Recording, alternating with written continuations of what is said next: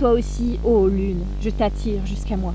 En dépit des bronzes de tes mèzes qui diminuent tes souffrances, mes chants font pâlir le char de mon aïeul, mes poisons font pâlir l'aurore. C'est vous, tous, qui à ma voix Marion, tu veux pas qu'on fasse un peu de maths là? Ouais, Ouais, on a peut-être marre des métamorphoses de vide. Hein. Oui. Ouais, on arrête. On va essayer de faire, je sais pas, un truc sympa, la géométrie, des constructions que les gens puissent refaire chez eux. Des constructions? Ouais. Ouais, c'est une bonne idée. Allez, c'est parti. Allez, on y va. Aujourd'hui, nous allons construire un kaléidocycle. C'est un solide, ici, qui a une face bleue, une face verte sur le côté ici, et puis une face grise. Mais c'est un solide qui est manipulable. Donc il y a aussi, ici, une face jaune. Et on peut comme ça, comme c'est un cycle, le faire tourner à l'infini. Alors, vous allez avoir besoin simplement d'une règle, d'un compas, d'un crayon de papier bien taillé, et puis d'une paire de ciseaux. La première étape va être de tracer un grand rectangle de longueur 24 cm et de largeur 8 cm.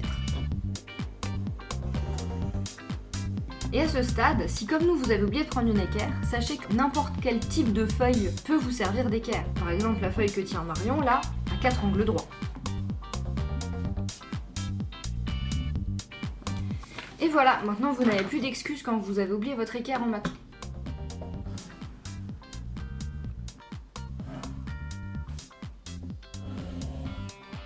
Une fois ce grand rectangle fait, sur ces deux largeurs, faites un point à 4 cm, donc au milieu du segment. Puis reliez vos deux points. Cette fois-ci, sur les longueurs du rectangle, on va faire deux marquages à chaque fois à 8 cm. Comme notre grand segment fait 24 cm, on fait un marquage à 8 et un marquage à 16. On le coupe donc en tiers.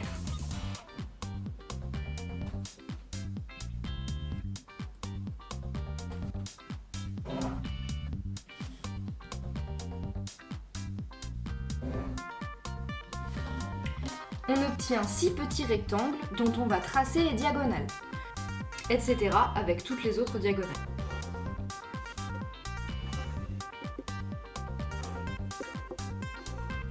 Puis les autres diagonales dans l'autre sens.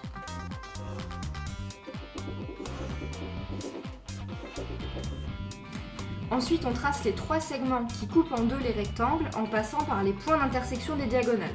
Et ces segments-là, en fait, on va les prolonger un petit peu en dessous de notre grand rectangle.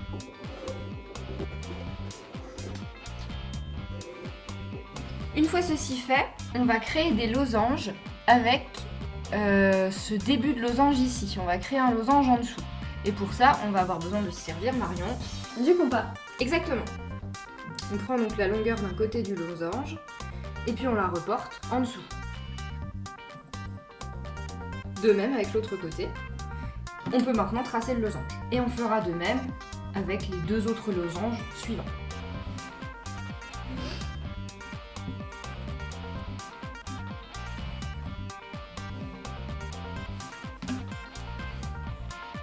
Alors ensuite, on a aussi besoin d'une gomme, puisqu'on va gommer tout le segment supérieur de notre premier rectangle. On peut aussi supprimer les petits segments ici. On va ensuite placer des languettes sur chacun des segments en haut de notre figure, pour pouvoir replier le patron. Alors les languettes, on peut très bien les faire à main levée, puisque de toute façon, le but c'est qu'elles ne se voient pas, ces languettes. On ajoute aussi une languette ici. Ensuite, on découpe tout le tour de notre figure.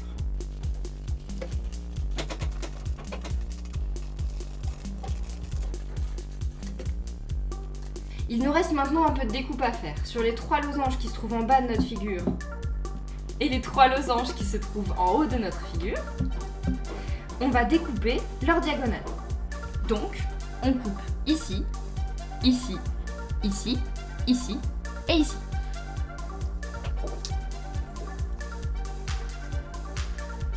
Maintenant, l'idée est qu'on va former 6 tétraèdres, donc des petites pyramides à 4 côtés, avec chacune des bandes. Ici, on va faire un tétraèdre, ici un deuxième, un troisième, etc. Mais pour ça, on va commencer par plier un petit peu ce patron.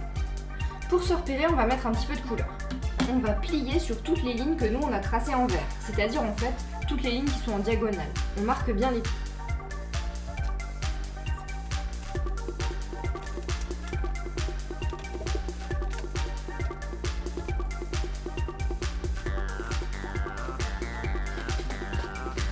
Et la dernière, si je ne me trompe pas.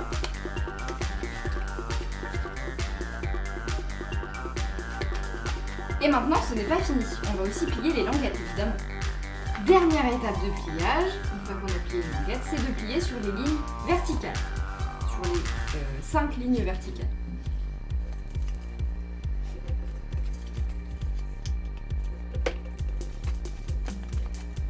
Ok, notre patron est prêt à être assemblé. On va commencer avec le côté droit de notre patron, celui où il n'y a pas la petite languette qui dépasse. Et avec les 4 triangles qu'on voit ici, on va former un petit tétraèdre de cette façon. On va le coller grâce à la languette.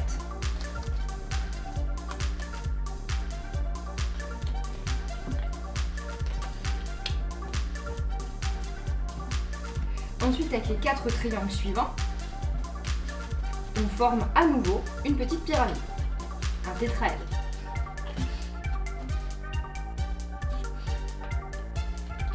De cette façon, on colle à nouveau grâce à la languette et on procède ainsi pour les 4 tétraèdres suivants.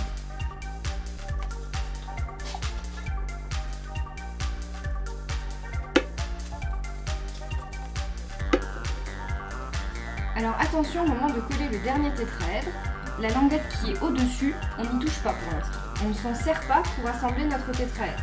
Elle va nous servir à assembler la figure finale.